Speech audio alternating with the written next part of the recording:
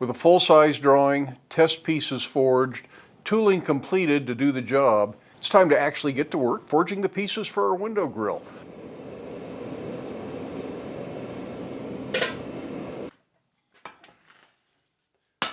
This starts off with knocking the sharp corners off the edges of the bar just to remove that factory finish.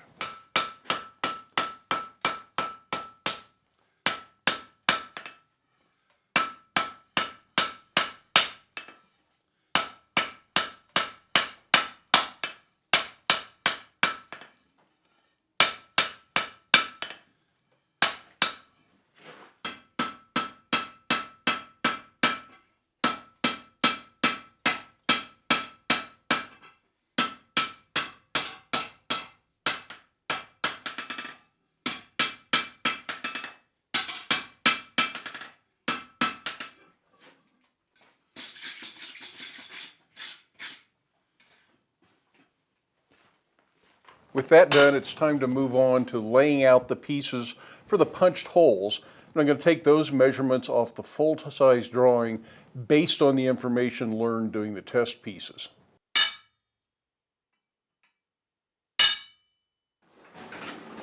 Since this doesn't require particularly long heat, I'm going to go ahead and work in the induction forge, and that way I get a nice isolated heat right where I want it. While you can certainly punch holes like this at the anvil, either by yourself or using a striker, my tool of choice is, of course, the treadle hammer. Be sure to cool your punch regularly so it doesn't deform.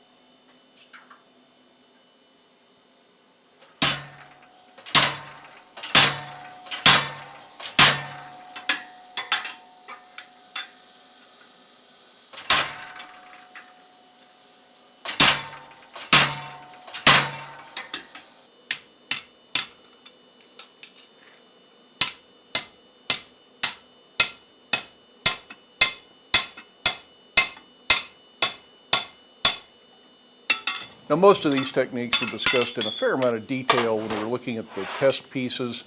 So if you're looking for more information on exactly why I'm doing what I'm doing, feel free to go back and review the video on the test pieces.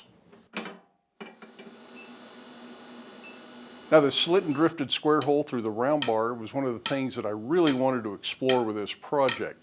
Doing the test pieces, I found that upsetting that first really left a better result. So upsetting the 3/4 inch round bar to 1 inch really gives me the material I need right in that area to give a nice clean slit and drift without making it too skinny in the process.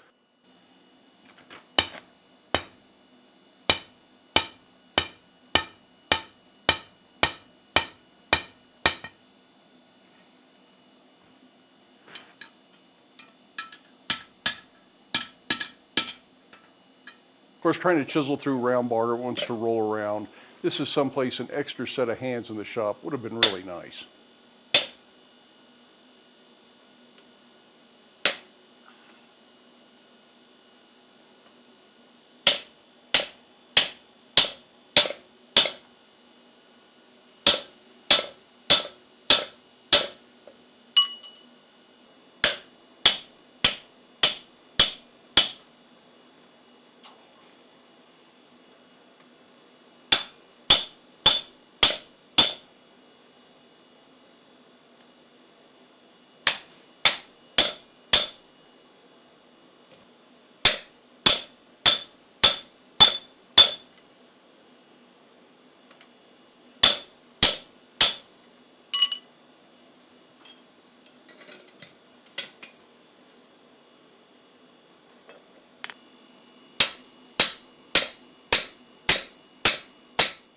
Now my slit ended up just a little bit off center here, so I'm going to use the torch to heat up one side a little bit more and try to stretch it more to that side so I can even it out. Once I've got it fairly even and I start to open it up a little bit more, I want to forge it as close as I can to the final size by hand without the drift in it. Once you have a drift in there, you're actually starting to stretch the material or draw it out, hammering around the drift, and I'm trying to avoid that as much as possible.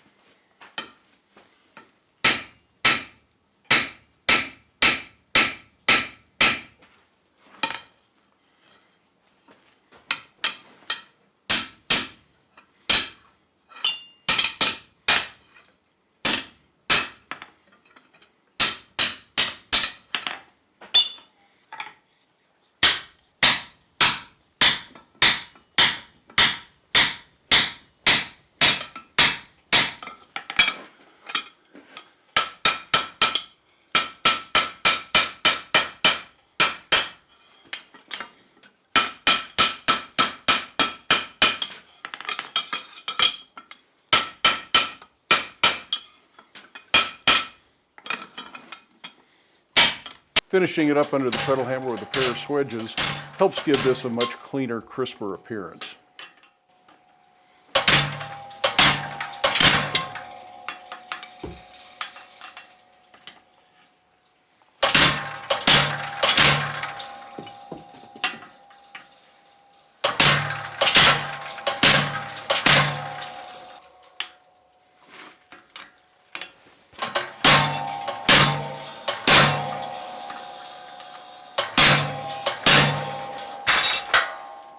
Transferring the full-size layout from the drawing to a hook ruler allows me to use that same hook ruler then for all of the bars that get a tenon on the end, or at least all of the vertical bars. The horizontal bar will be a little bit different. I did allow a little bit of extra room so that we can upset these back with the monkey tool.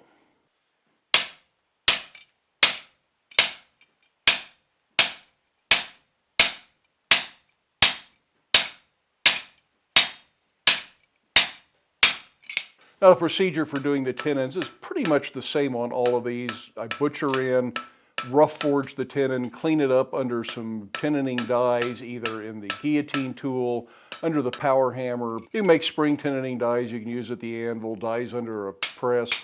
Do it all by hand, or you can even use a traditional bottom swedge and top swedge if you have a striker to work with. Lots of different ways you can forge a tenon. This is just the way I chose to work on this particular project.